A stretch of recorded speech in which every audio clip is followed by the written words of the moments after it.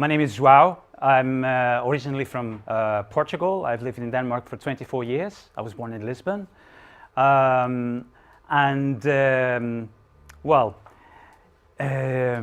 Actually, I've only been a vegan for the last 4 years.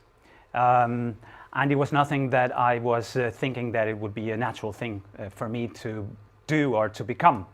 Like many of the people that we meet when we're out doing outreach in the Cube, I had exactly the same questions. I had exactly the same doubts.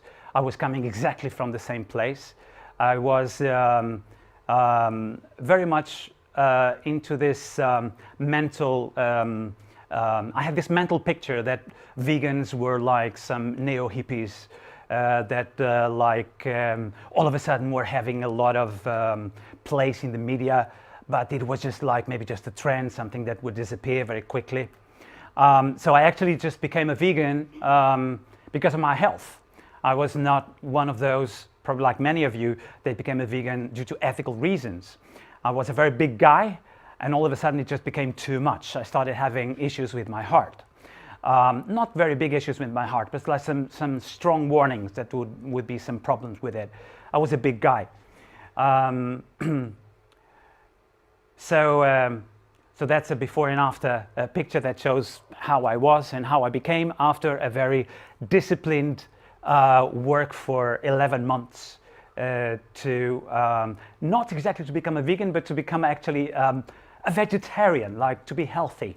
But on the way, while I was learning about a lot about vegetarianism, I ended up reading more about becoming a vegan, not about becoming a vegan, but what veganism was about. And then I started to think that, well, I'm actually not that far away from becoming a vegan. I was just maybe like 75%, 80% vegetarian, or 75, 80% vegan, and just about to, you know, take away the 20%. I found out that it would be easy. So I de-dramatized the situation very quickly, and on the process of becoming a vegetarian, I thought that it didn't make any sense at all to just be called a vegetarian and still be eating animal products. So I found out that vegetarianism is just a way of eating that excludes meat. It's not real vegetarianism in one way. The real vegetarianism is the strict vegetarianism, which is veganism and raw veganism. So that's a little bit of my story. So, but when I was in this process, because like we all more or less sense with the people that we talk to when we are doing outreach, I had the same values as everyone else. The same values that I have today, I had then as well. But I was in this mental state, totally blocked, where I didn't really think that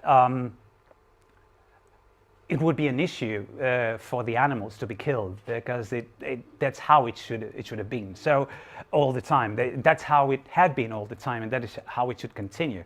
That was my state of mind at the time. But then on the process of myself becoming a vegan, because I didn't know any vegans, I did the whole thing by myself. It was only in the end of the process that I started meeting some vegans. All these things about ethics, environment, and especially animals, came to me as an avalanche. For example, when Earthlings came out in 2006, 7, 8, I saw the film back then. As a meat eater, it didn't have any effect on me. The first thing I thought was, thank God it doesn't happen in Denmark. And of course we have to take care of these poor animals. They have to have a good life. You know, so it was the welfare thing that I thought about. And I actually bought several DVDs to give to friends and say, hey, this is not right, because we have to be careful about the things that we eat, and this is not good treatment of animals. This is good to have a consciousness. But it didn't make me a vegan. I thought it was terrible to see that, but it kind of, it really didn't move me. But when I became a vegan, and in the process of learning more and starting watching documentaries and watching then again Earthlings, then it had an effect on me. And actually, the first thing that I thought was that